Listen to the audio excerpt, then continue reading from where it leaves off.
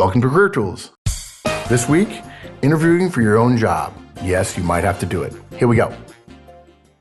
Folks, if you don't know what I've been saying a lot lately, our licenses, there's a Manager Tools license and a Career Tools license, are the most valuable product we offer, even more valuable than the conference to those of you who have attended and know how good it is. For $165 a year or $15 a month, you can download all of the show notes from our archive of over 8 years, and you get show notes going forward for at least a month or as long as a year. Manager Tools licenses get access to Interview Creation Tool, and there's many other values as well. We hope you'll take a look at it. Thanks. Folks, welcome to a special Career Tools. Wendy and I are recording in my living room in Pebble Beach in California, and we are joined by Danny Martin. Hi, great to be here. And Mike Ozan. Hi, everybody. Most of you probably know Mike's voice. He and I did Career Tools for years. And I think, Wendy, you and I have been doing Career Tools for the last 18 months, maybe? something like that. Yeah. This is exceptionally rare, folks, that Wendy and Danny and Mike and I are all in the same place. We're in the second of a 3-day-long Manager Tools strategy offsite looking at 2014 products and services, as well as running through Drucker's questions about theory of the business and our assumptions, including things like unlimited mobile bandwidth, which causes us interesting discussions about what we're going to do and how we're going to handle that. And we know that many of you want what you want, when you want, where you want it, and how you want it. And that means we have to change to keep up with the incredibly fast changes that occur in technology and society and with people and so on. And frankly, we're excited to do it. So Wendy and I will be taking the lead in this cast, but Danny and Mike are sitting very close to us because there are only 2 microphones. And if there's any crackling in the background, that's because it's nice and chilly here in November in Pebble Beach, and we have a fire in the fireplace. And if that kind of ambience bothers you, get your management advice and career advice somewhere else. Get a sheepskin rug and light a fire and get a glass of wine and listen to Career Tools. Pretend that you're here with us. Yeah. That's a little too much, but it was good. Okay, so Wendy, we're going to talk about interviewing for your own job. Danny, Mike, have you ever actually had to do it? No, I've interviewed people for their job. Oh, for their job. But I've never had to be the one interviewing. Okay, good. Mike, you... No, I haven't. Yeah. Mike, I can't imagine having to do that. And yet it happens all the time. And we're not against it in theory. I can see the point. So I'd love to hear from you about how people responded and what you saw in terms of the range of behaviors and so on. So whether you like to believe it or not, folks, there's a chance that you'll have to interview for the job you're already in, often with the same manager. It's not normal. I wouldn't say it's a standard process. No. But it's not so unstandard or rare that you ought not to know how to do it. Absolutely. And it's enough to know this cast, what we're going to share with you here, that you'll be fine with it. And so many people make so many basic mistakes on the front end that they can never recover. It's an assumption of, I'm going to win the game. Or it's an assumption of, I don't want to play this game. Or I don't need to work this hard because they already know me. Yes. It's a death now. One of the things I find interesting is the whole issue of, I don't want to play this game. Well, it's a bit like saying, I don't want to play the football game, and they throw you on the field, and you didn't put on your pads, and you wonder why you're getting knocked around a good bit. It's like, By the way, I mean American football, not the actual football. It also happens somewhat more often in the public sector, based on our experience, and it's the whole issue of fairness. Right? We wouldn't want to choose who has been doing most poorly, even though we know who's doing most poorly. So we're going to let everybody interview. And in that way, we can disguise what amounts to a layoff. It's pretty common in nonprofit organizations, too. Okay. Yeah, okay. Absolutely. Yeah. And so you were an executive, and you had to interview how many people for how many jobs? Less than 5 for 2 or 3 positions. Yeah. Did that, in general, would you say they were anxious? Were they aware? Were they vibrating? That's what I think of, right? Are they? Yes, they were very anxious and did not do a good job. Yeah. Did they do not a good job simply because, based on the standard of people don't do good jobs in interviews? Fundamentally, they just weren't ready to interview, like the way so many people aren't, no matter what kind of interview it is? I think there was some of that, but it was also, they clearly were not of the mindset of, I have to work at this. Right. It was very much treated as, this is another day at the office, and I just have to go in and talk to my boss. Right, talk to my boss. Yeah. Yeah. Yeah, that's what I've Yeah. experienced too. Talk to my boss. Literally, if you're thinking, talk to your I'm boss. going in for a chat. Yes. It's either, I think it's actually a rare case, it's a first in Manager Tools, Career Tools history, of a combination of smoking crack and putting a gun to your head. It is. You're on crack and you're shooting Yeah. yourself. In the face. You think it's an aspirator. And Yeah, exactly. Yeah, it's bad. So the question is, you're in that position. You've got to re-interview for your job. There's cutbacks coming. The company's using this technique. You can agree or disagree with the technique, but it may happen to you. That's why we're here. It's why Career Tools exists. So Wendy, walk us through the outline, the basic guidance we want to share. Okay, so first we're going to assume that you've lost your job. Assume Even though that they haven't. They're still even in their you job. haven't, even though there's still 5 jobs and there's 10 of you, assume that you're one of the 5 that's going. 2, hit hard. I love that one. 3, don't assume they know. Don't assume your manager knows you and knows how good you are. Wear a suit and use all the usual rules of interviewing. Yeah. Which those 4 alone, so many people fail on. And then you add the usual rules, which is a black box of difficulty and anxiety and misery to most people. And it's almost a guarantee that the question is, who did least poorly in the interviewing process, Yeah. right? Yeah, absolutely. Yeah. Because would we agree here that we're not, if we have 10 people to interview for 5 jobs, we're not going to do a clean sweep with all 10 and then start over with 5 outside hires. No. I've never We're not seen going that. to, we've never seen it. Yeah, it doesn't happen. So in other words, the 5 that win think they did good. Mm-hmm. But in fact, probably the managers are thinking, no. They did least bad. Yeah, I've absolutely. never actually had to do this. I've recommended it. And interestingly enough, it was a state government situation. And I wasn't involved in the follow-up, so I don't know what actually happened with it. It's interesting because I believe there's like plenty of opportunity for folks in these situations. And it might be a lot of folks that look, if you're the number 1 person in the organization or number 2 or number 3, and there's the half the team's going, you're almost positive or you're positive that you're going to stay. The tendency is to sit back on your laurels, right? Mm-hmm. We're going to talk about that.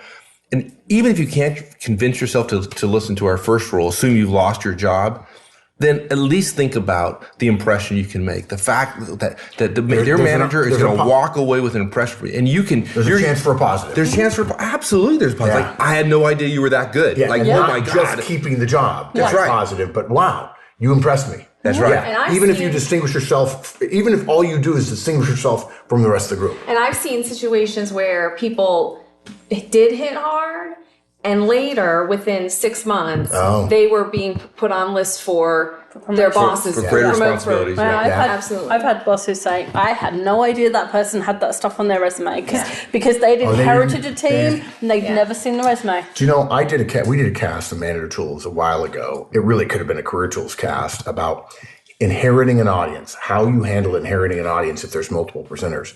And we've never really talked a lot on Manager Tools about inheriting a team and what you don't know. But I've said to many groups, I said it actually a couple of weeks ago in Houston, that you don't know. If somebody was here before you and you came in and you didn't go through the process, you'll be shocked at what you see on people's resumes.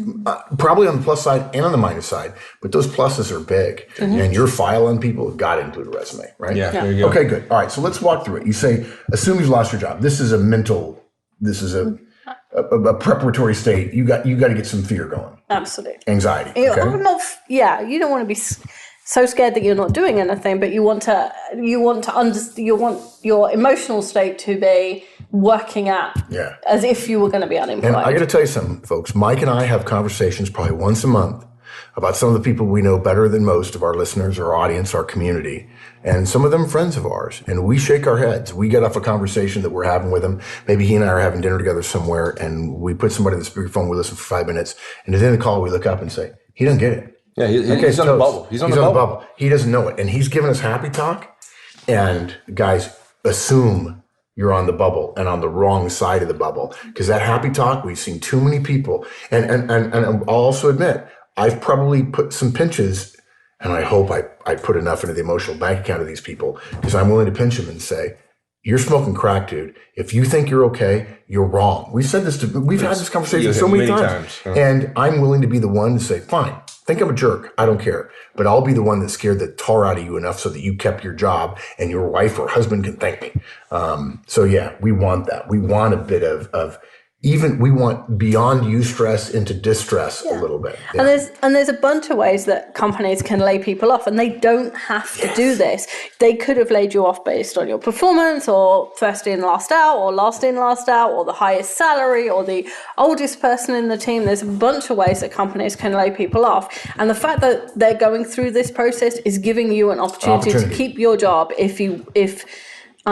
and there was a possibility that you would have lost it had they done some other. And I hate to quote process. Jack Nicholson, but deep down in places you don't want to talk about, if you're in the bottom half, you know it.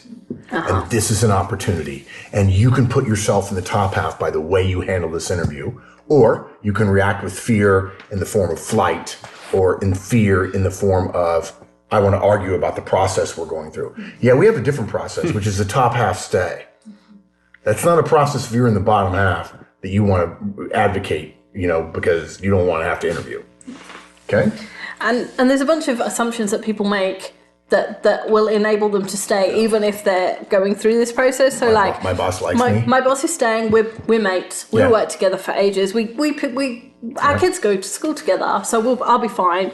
Or I've been here for 15 years. They're not going to lay me off. I know everything, and I know everybody. Yeah. And I've got all this institutional knowledge that they can't afford to lose. And what's interesting is a lot of people, when they say 15 years, don't understand that 12 or 13 or 14 or 15 is that there's no difference. 10, 11, 12, even 9 and 15 is not that big a difference. I remember standing in front of a group of MBA students once and saying to them, do you really think your degree from this school is a competitive advantage?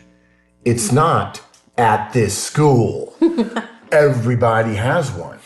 And you could see these eyes go, oh my gosh, I'm not competing with everybody else in the world for the job I'm going for. I'm competing with other guys in this room, all of whom have the same basic thing. And the 15 years versus 10 years, you guys are, if there's a very strict seniority system, yeah. But if they use very strict seniority systems, they're not going through this process. They're not going through this process. Absolutely. Yeah. And if the company is about to change, or the institution is about to change radically, all your past performance, all your past knowledge, the institutional knowledge doesn't matter. Right. The history doesn't matter, and you've got to let that go as thinking of that as part of your value. Yeah. This interview is going to be important as any other you've ever had.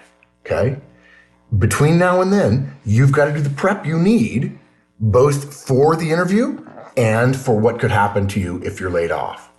And you've got to assume, for purposes of preparation and purposes of your family, you got to assume 100% certain you're going to get laid off. And by the way, there are layoff preps, and we have CAST for that. And then in addition, there's interview prep. So you've got double the workload. And we're sorry to be the ones to tell you, but this is what we tell our friends. And this is like preparing for an earthquake or a tornado or something. You don't know whether it's going to hit you or not, but if you don't have the stuff ready, you're going to regret it if it does. Yeah, we don't want you to be a doomsday prepper, but we want you to be prepared for this. Yeah. So I have 6 months of spaghetti. That's all I got. Spaghetti, and water. Yeah, you'll be alive and hate spaghetti, maybe, right? Yeah. So, folks, you got to talk to your family. I can't tell you the number of managers and executives I've talked to as well. I haven't told my wife yet. No, I don't want to worry her. Yeah. Yeah, just keep her in the dark. That works well. Yeah, that works well. And of course, they know, right? You've got to start cutting costs among the family. You got to say to your family, look, there's a chance, and maybe it's small, and I need your help, and here are the things we need to be careful about. And by the way, as a general rule, living small, as our friend Dan McGuire says, is a really good way to avoid the kind of panic that sets in so many people when they discover, I have a risk here. I have a job security risk, whatever it might be. Yeah, even a new boss, frankly, guys, is a job security risk. Yeah. Right? This is when if you have that 6 month fund we've talked about in the past, this is when it really makes a difference. Yeah. Makes a difference in terms of your ability to actually interview, because you have peace of mind, right? You're going to be a better interviewee. And it makes a big difference in terms of your family and your relationships with your spouse, right? And when you're when I'm stressed with my spouse, I'm not doing well at work. I'll tell the story now. It's been long enough on Career Tools. I haven't told the story. When I got fired, and of course, when everybody asked me, how did you decide to start a consulting firm? Well, I lived where I wanted to live, and I got fired, so nobody else would pay me as much as what I could make if I had my own company. So I started a consulting firm. And I got home that morning. I got fired about 8:15 in the morning. I got home about 8:15 or 8:30. My wife was in bed. And I was already at peace with it because we had actually 8 or 9 or 10 months worth of income in the bank. And I'd had a chance to drive home, and so I was over the shock.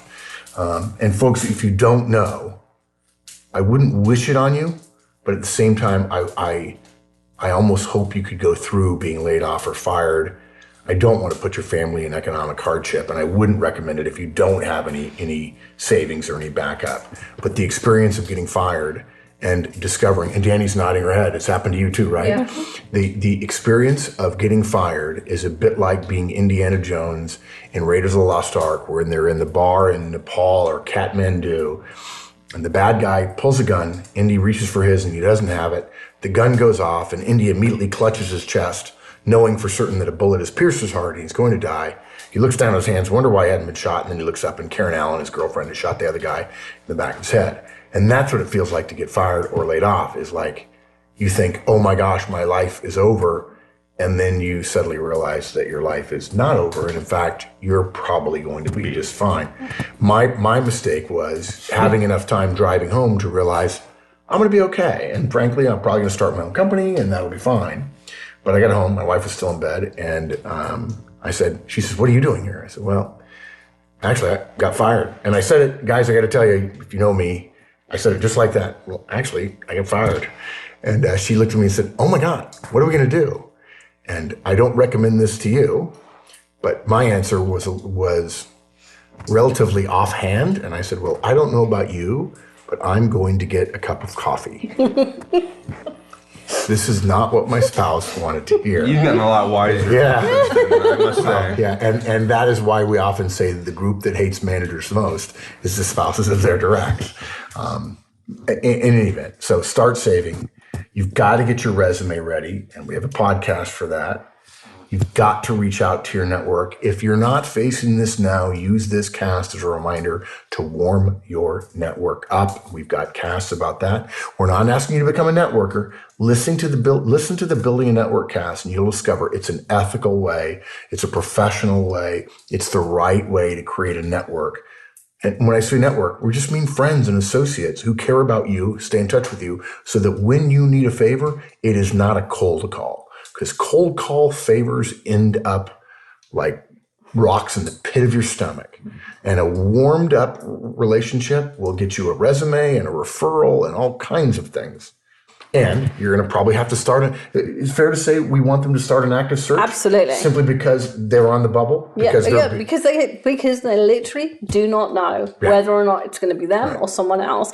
And so, you start an active search for a new role, and that means reaching out. And they will know, they will learn when the other people get the jobs. Yeah. And then they're out of a job. And now they've been given an opportunity to start early. Yeah, and for some people, this turns out to be a real blessing, that they find out that the market's much better than they thought, that there's other opportunities that they'll really enjoy, and they actually decide to leave rather than going through the interviewing for their own job process. Yeah, good. And some people worry that because they're known to be looking outside, that their manager will think, oh, well, he doesn't want to stay. He's already decided to go. Yeah, which is not true. You're hedging your bets, essentially. And so if you're asked, you say something like, I'd love to stay here, and I realize that's not a certainty, and I need to make provisions for my family in case I'm not the one who stays. I would say that. And if it were me, I would go into my boss's office and say, I just want to let you know something. I intend to keep my job. I'm prepping for the interview. I'm getting a suit. I'm going to do a great job. And by the way, if you say that out loud to your boss, that kind of commitment will cause you to actually do those things much more likely than say, oh, I'll do it tomorrow. And then you say, and one more thing, I respect it. It's your guys' decision. I want to keep my job. I want you to know that. And I'm going to earn that keeping by doing well. And I'm smart enough to know it's not my decision. So therefore, I have to hedge my bets. And one of the things I need to do is make sure that my network is warmed up and so on. So I hate to say it, but if you see my resume on my desk, it's because I'm a professional, and I'm certainly not going to whine if I'm not here. I'm simply going to do what I need to do to find someplace else. There's not a professional manager. I take that back. There are very few professional managers who are unethical enough to ding you because you would do that. If you believe you work for him or her, then yes, by all means, don't have this conversation. But for the vast majority of managers, you can have that conversation, and they're going to sit there and lean back in their chair and go, dang, Well, you're right the first time you said there aren't any professional managers because somebody's that's right. is You're right. not a professional manager, Yeah. and you ought to go somewhere else anyway. Yeah, exactly. And we know that when we say you ought to go somewhere else, some of you would prefer not to. And so you may choose to stay with the devil you know rather than the devil you don't. Okay, the second thing you said is hit hard, which I said, what is that? That doesn't sound like a career tools thing. It doesn't. Don't we get in trouble for hitting? Yeah. Isn't HR involved? Yeah, and we most of the career tools is about cooperation and collaboration and consideration Yay. and working with others. And in this situation, you are not working with others. You're actually in competition with your colleagues. It's you or them. And essentially, it's you or them and your family starving. Now we're getting into the career tools, manager tools I always wanted it to be. Oh my God. Yeah, Exactly. in fact, let's say that it's you or them. There are some people who will, if I might not put too fine a point on it, the high S's might go, oh gosh, I can't even dream of that. No. That's not okay. Let's say it differently. It's your family versus their family, or put differently, your family is on the line. What are you willing to do? Even if you don't want to think about anybody else you're competing with. Are you going to go to your family and say, I wasn't willing to work hard because I was so worried about everybody else's family? I think not. Maybe we're going to call this the Hunger Games cast. That's what we're going to call Oh my gosh. Mike is just a foil to me. You get him out of his primary responsibilities. Straight man. Everybody's always saying Mike's such a great straight man. Well, apparently not when he's not. I love it. Well done, dude.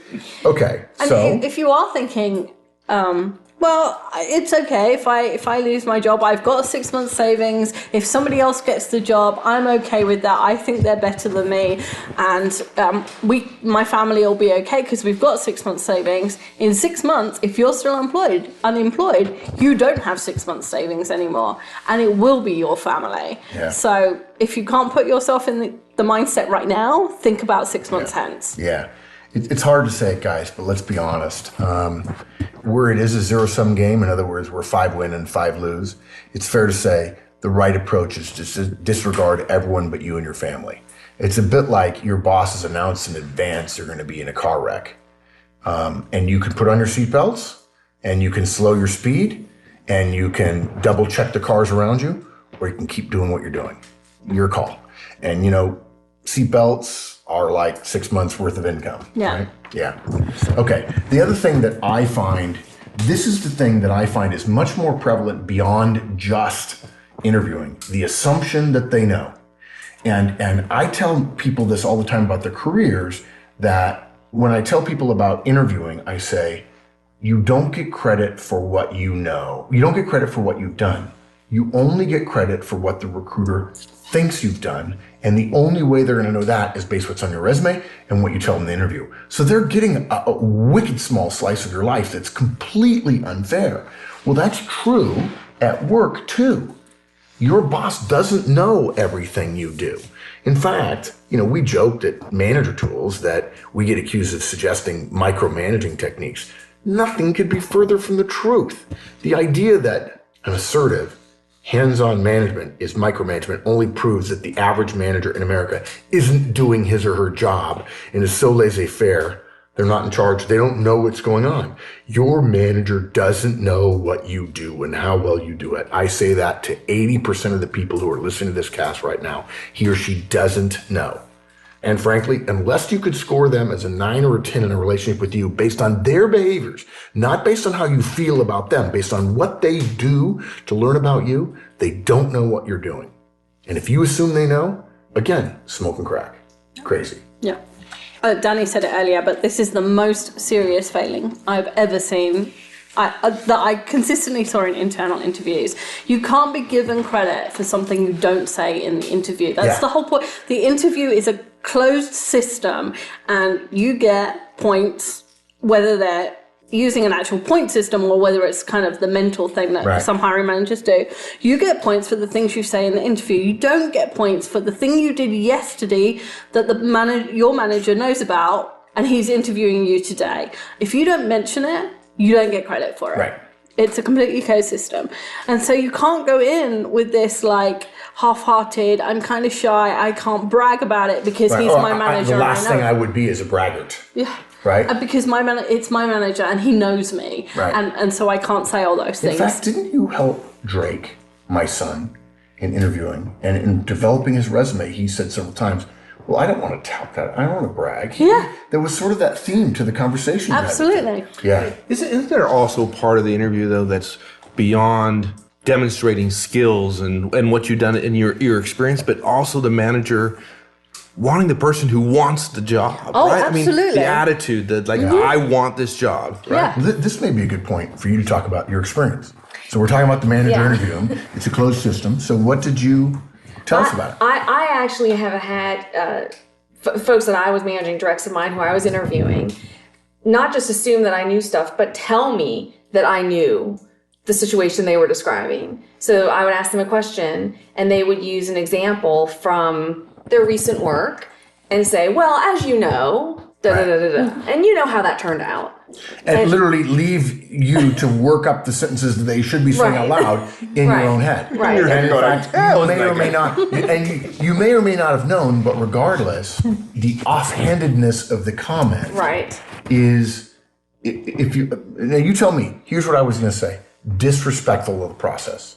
Completely. Yeah. Very. They're literally saying, you should know this. I shouldn't have to tell you. They're essentially, if you will, dissing the process and saying, I shouldn't have to tell you. They're saying, you know. we're not going through. You're not interviewing. Yeah, you know, you should have chosen without going through this Yeah. process. Yes. Yeah. Absolutely. And you're giving them a fair shake by allowing everybody to interview. And so they're not only disrespecting the process, they're disrespecting you too. Yeah. Yeah, it's too bad. So how many people did you interview? Probably about 5. And it was for 1 or 2 slots or 2 or 3? About 2 or 3. Okay, so range of behaviors? Oh, All generally low energy, high very. energy? Give me yes. some, yeah. All low, very low energy consistently.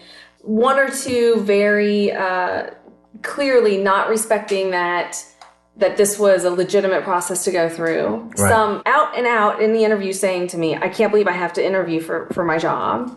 And of course, the answer is you're not interviewing for your job. You're interviewing because there aren't everybody's jobs here. You're not everyone is interviewing for their own job because some of you don't, there aren't jobs and we haven't decided which one. Yeah. Yeah. Right. Everybody's interviewing for 2 new jobs we're creating by killing all of your jobs. Right. Right. Yeah. But we call it interviewing for your own job, but that's not what it is, guys. Right.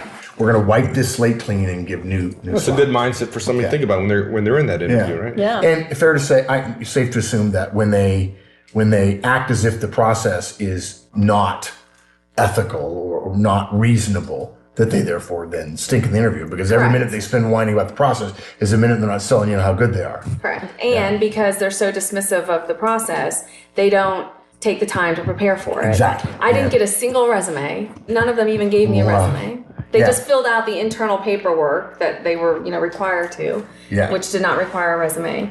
I think maybe one candidate wore a suit. The rest did not. Yeah. Is it fair to say that if one person had brought in their resume, had done some simple prep, even if they weren't your top performer, and they'd come in and they'd sat down and they'd lean forward and they'd shake in your Yes. hand and they say, I want an opportunity and so on, you'd have just fallen over and Absolutely. said, they're my number one. Absolutely. Right? And what does that prove, guys? It proves Horstman's first law of interviewing. We'll take 90% less ability for 10% more Absolutely. attitude every day of the week. And this is a case where you have to apply interviewing rules. And I'm going to say it again, get it out of your mind that you're interviewing for your own job, because all they're going to do is take the organization chart that you stand on and rip it away out from underneath you. And you're either going to fall down or you're going to end up falling onto one of the new jobs because of the attitude and the preparation and the process you go through. So we do recommend they bring resumes. right? Absolutely. Bring a copy of your up-to-date resume, give it to the manager, either bring it to the interview or give it to them ahead of time. It's probably better to give it to them ahead of time so they can read it. And don't worry, I've had people say to me, but if I give my resume isn't a strict telling of the truth. It's a summary. So Right. and I rounded up the numbers, and my boss knows about Project X and he knows that it wasn't really 19,000, it was 18,536. But every manager understands that a resume is a summary and you round up and round down and it's an approximation because you can only use 9 words on a line. So don't worry about it. Right. Tell it in the best light possible. To be clear, though, folks, this is Manager Tools and Career Tools. We have an ethical underpinning. You can't round up from 18,000 to 45,000. Because that rounding up, and that's the first time ever we said rounding up, right? Yeah. I remember standing in front of a group once and saying that Mike had just told me the moment before I went on stage, that, hey, by the way, you might want to tell them I just checked our downloads. We're now at 17,996,998. I said, wow, that's great. So I stood in front of the group 2 minutes later and says, hey, folks, Mike just tells me he checked the logs last night and we're at 18 million downloads. And Mike gives a look in the back like maybe he just bit into something that was bitter. I said, Mike, maybe I thought I'd said 18 billion because I could have. And he said, no, it's fine. And I said, no, Mike, really, that look is, well, okay, but it's a minor thing, but I didn't tell you. You said 18 million. I said, yeah, that's what you just told me. No, I didn't. Yeah, you did. You still made him. No, I told you 17,996,998. And all the high season room went, yeah. That's right. That's right. Heads nodded slowly like, You lied. Well, you were lying. You were lying to our audience. I take that very seriously. I take that very seriously. I just would call a liar on Career Tools. And they're thinking I'm a total buffoon. Don't do it. Yeah, buffoon. Exactly. Yeah. And so one of the things I've noticed that we recommend people do, if you were part of a team and you don't know how to characterize and you don't want to take credit for all the thing you did, you say, I contributed to, right? You use contributed to as the verb in your accomplishment. Yes, exactly. Because we know that projects are completed with collaboration and cooperation with other people. Okay, and you said wear a suit. And there are people who won't even do that to a regular interview, but we still say it all the time. Yep, even at Facebook. And it's not only because there is an opportunity to keep your own job or to keep the job that you're about to get, but you'll often also be interviewed by managers who don't know you or from an acquiring company or from other departments. Panel interview? You weren't told panel interview? Yeah. 2 people you don't know? Yeah. You think it's only your boss? And you walk in and see and there's no way that you don't lose out on the first 10 minutes of that interview because you're trying to gauge the 2 people and the first self-talk you have in the interview is, oh my gosh, oh my gosh, oh my gosh, oh my gosh, oh my gosh. That happened to me. I wasn't interviewing for my own job, but they were changing our jobs and I was supposed to go to this thing and it wasn't an interview, but I walked into the room and there were 3 people I'd never seen in my life before. And I expected it to be my manager and it wasn't. And they were very nice, but if I had been in an interview, I'd have been not knowing. Yeah. So wear a suit and you've got a chance to show people what not only that you can do this job, but the other things that you're capable of. And by now, your boss has probably already decided and put an upper limit on what you're capable of. And probably for the most professionals, it's less than what you know absolutely. You're capable of, or less what you're capable of developing into. You might as well send a shot across their bow by saying, this is important. I suited up. Yeah. And people have, I've had this. I've been in an open plan office and somebody's walked in slightly more dressed up than they are normally. And everyone's like, oh, you're going for an interview? And they comment. And it's like, well, so what? If I am taking this seriously and I want to better myself, why? I wouldn't let somebody else's laughing keep me down. Yeah, it's funny. Somebody said, you got to be careful of wanting to better yourself. And I think, why then in all the advertisements, why then in all the media, is everybody skinnier, taller, tanner, and richer than me? Yeah, and blonder. Yeah. And it's because they know there's a fundamental gene. Guys, it's not a capitalistic gene. It's not a greedy gene. It is a human development gene. And for most of us, those of us who have kids and have families, that issue in providing more wealth for your families. And I remember one time my wife saying to me, we need to make more money to send these 3 kids to college. I'm like, yeah, that's absolutely right. We weren't going to get there at the trajectory we were on.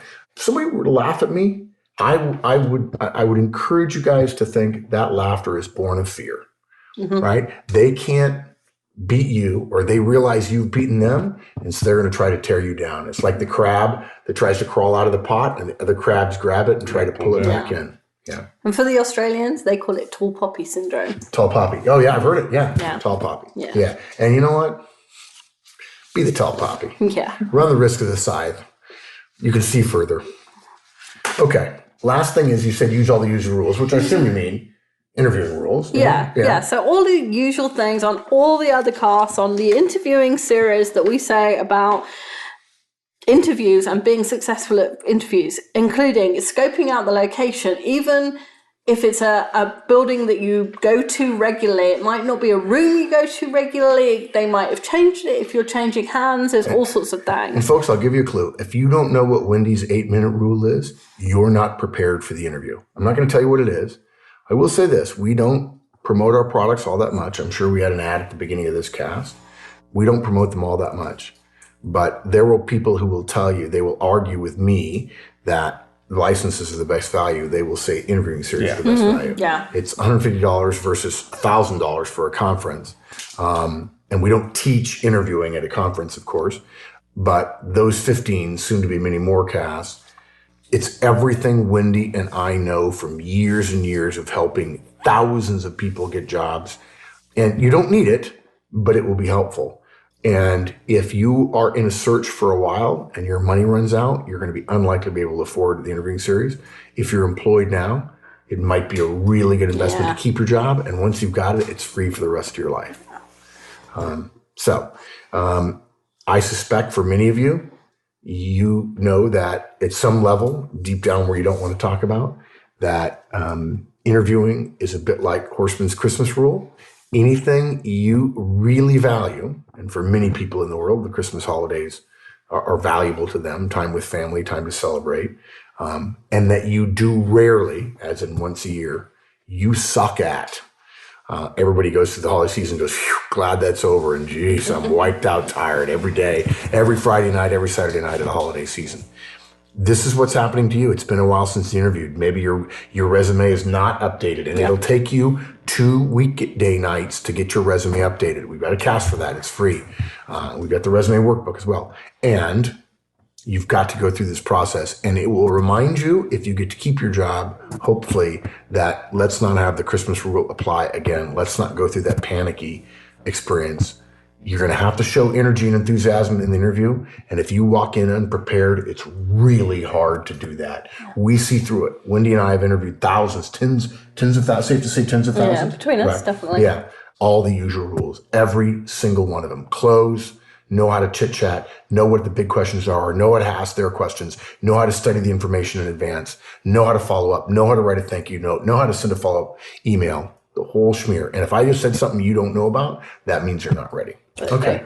Take us through the overview again. Okay, so assume you've lost your job, hit hard, don't assume they know, wear a suit, and use all the usual rules. Yeah. The moment they announce layoffs are coming and you're going to be interviewing, assume it. Yeah. You're done. It will absolutely give you the fear and the motivation and the energy you need to get your job back. And you're in a place of weakness. You have to fight to get back to where you want to be. So you've got to take some unusual actions to earn it. Your tenure's been wiped away, and you have to prove you're worth hiring all over again. And you ought to be a lot better now than you were when they interviewed you the first time. Absolutely. There you go. Okay. Thank you, Wendy. Thank you, Danny. Thank you. Thank you, Mike. Thank you. We may never do this again, folks. We hope you enjoyed it. Bye, y'all. So long, all.